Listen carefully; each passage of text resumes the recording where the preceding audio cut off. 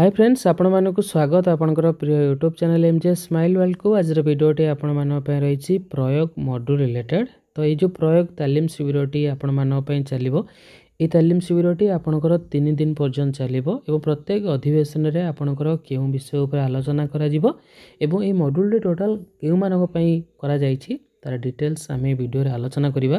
संपूर्ण मॉड्यूलटी आलोचना करि परिबा नहीं, किंतु किछि सम्यक धारणा पाइबा। तो रही देखंतु आपणकर प्रयोग मॉड्यूलटी मौलिक साक्षरता, संख्यागान और आद्य शैशव जत्न और शिक्षा उपरे आपणकर मॉड्यूलटी प्रिपेयर करा जायछि।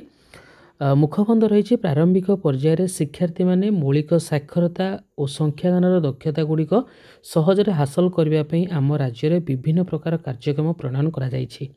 शिक्षार्थी मानक पई आनंददायी सहायक शिक्षण सामग्री तथा भाषा गणितर कार्यपुस्तिका और शिक्षक मानक पई शिक्षक सहायक पुस्तिका प्रस्तुत करा जायछि।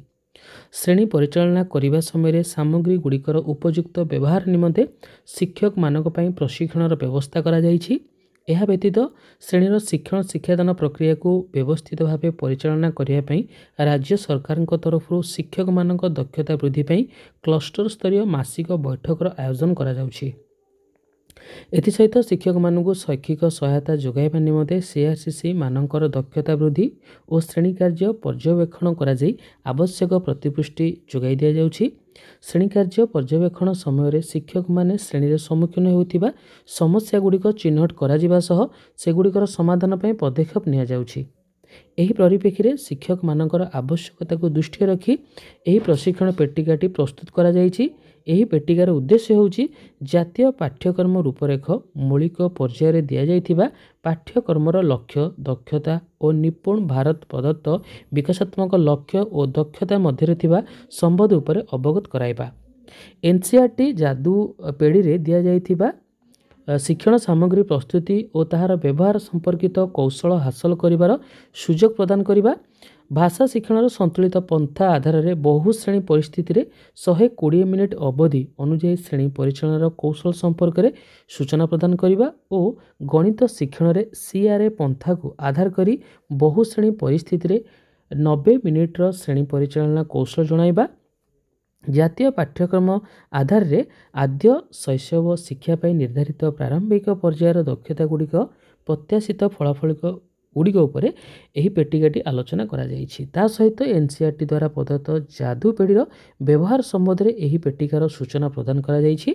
भाषा शिक्षण संतुलित पंथा को आधार करी श्रेणी रे मौखिक भाषा विकास, डिकोडिंग, पठन और लिखन आदि दक्षता विकास विभिन्न कौशल उपकौशल सह गणित शिक्षादान विभिन्न कौशल तथा जीके किट और एनसीईआरटी किट्रे थिबा शिक्षण सामग्री गुड़िकर व्यवहार और श्रेणी परिचालना कौशल उपरे मध्य एही पेटिकारे सूचना दिया जायछि। आशा करू एही पेटिकाटी आगामी दिन में सीआरसीसी मानकर दक्षता वृद्धि करने सह उत्तम श्रेणी परिचालना निमंते शिक्षक मानक शैक्षिक सहायता देबारे सेमानकु सहायक हेबो। एबे हमें आलोचना करिबा आपन जो अधिवेशन गुड़िक रही। तो देखंतु अधिवेशन प्रथम दिवस रही एवं समय गुड़िक देखंतु आपनकर कोन रही सकाळ 10टा रु 11:30 प्रथम अधिवेशन, द्वितीय अधिवेशन रही 11:30 रु 1 रु 2टा आपनकर मध्याह्न भोजन विरति रही 2टा रु 3:30 आपनकर रही तृतीय अधिवेशन, चतुर्थ अधिवेशन रही 3:30 रु 5टा। प्रथम दिन आपन रही परिचय प्रदान, उद्देश्य ज्ञापन, अभिज्ञता बंटन और प्राक परीक्षण प्रथम अधिवेशन। द्वितीय अधिवेशन रही मौलिक स्तर में विकासात्मक लक्ष्य और शिक्षण दक्षता, तृतीय अधिवेशन जादू पेढ़ी, चतुर्थ अधिवेशन रही भाषा शिक्षणर संतुलित पंथा।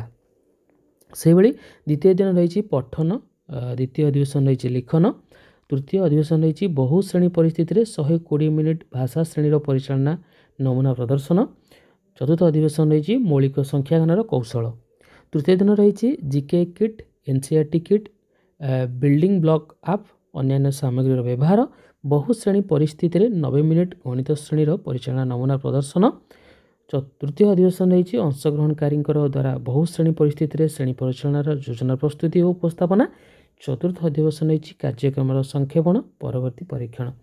तो ये रही आपणक डिटेल्स आपणक जो प्रयोग आपणकर तालीम शिविर आयोजन करा जिवो।